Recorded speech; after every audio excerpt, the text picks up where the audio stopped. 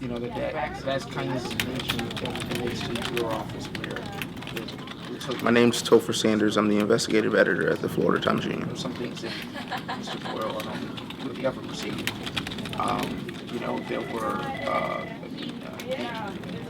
There were statements that came from the prosecutor that just were not accurate or true, whether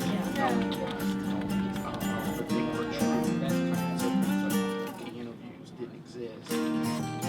That's why. I've been writing since I can remember. I know I wrote one essay about my grandfather at the time.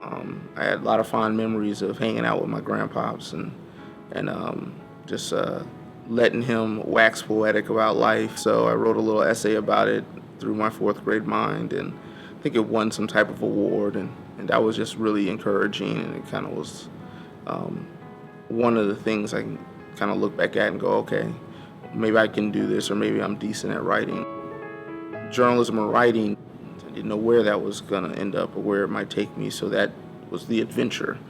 And so I chose the adventure, and there were some people, God sends you angels, and there were some people appropriately placed in my life that helped me, and I'm really grateful to those folks. To me, I can see a little bit of myself in the people that I write about. I made some really boneheaded decisions when I was a kid that could have had some dramatic outcomes for the rest of my life. So I've seen and been in positions that I think some of the folks that I write about have been. One, I've just been interested in juvenile justice since I was in college.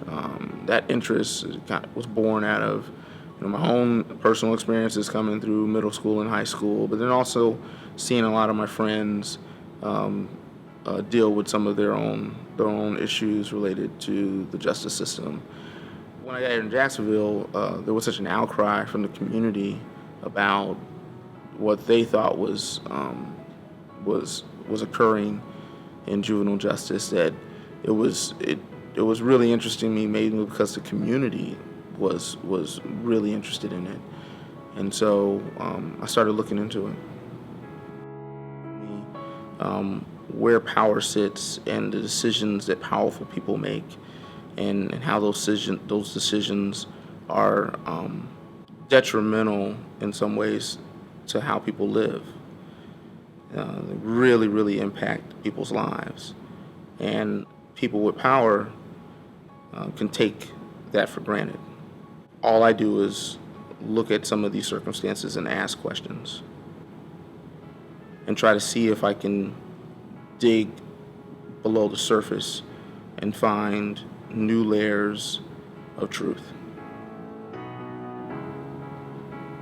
Journalism matters because in many instances, the journalist is going to be the only person in that community or that media organization, that newspaper is going to be the only entity in that community to question highly, highly important issues.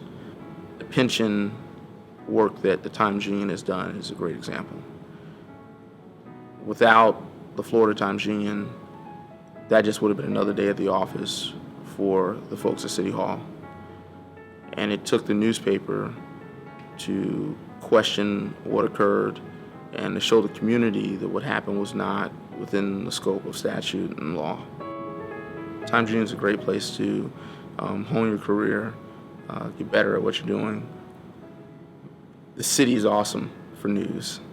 It's a great city for news. And so ProPublica became an opportunity for me because of the fine folks here at the Florida Times-Union.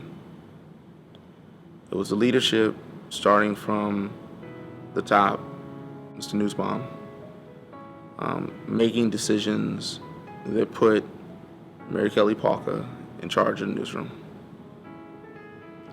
And Mary Kelly saw something in me and saw that I had the ability to do this kind of work.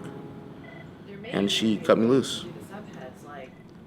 And then gave me the guidance I needed along the way and the incredible editing I needed along the way to help me produce some amazing journalism. And so if you want to write about news and you want to do it in an interesting place with a beach, Jacksonville and the Florida Times Union is perfect.